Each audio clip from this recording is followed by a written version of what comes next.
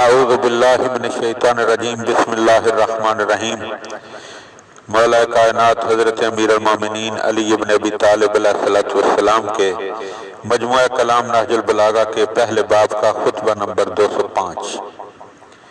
فی بعض ایام صفین قد رأى الحسن ابنہ علیہ السلام یتسرع الی الحرب۔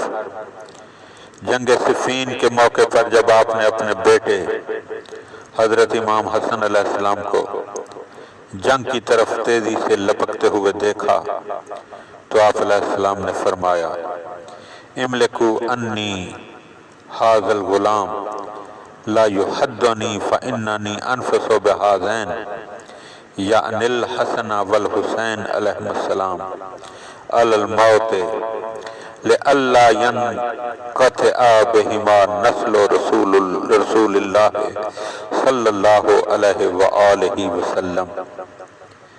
میری طرف سے اس جوان کو روک لو، کہیں اس کی موت مجھے خستہ و بے حال نہ کر دے، کیونکہ میں ان دونوں جوانوں یعنی حسن اور حسین علیہ السلام کو موت کے منہ میں دینے سے بخل کرتا ہوں کہ کہیں ان کے جانے سے رسول اللہ صلی اللہ علیہ وآلہ وسلم کی نسل کا سلسلہ منقطع نہ ہو جائے۔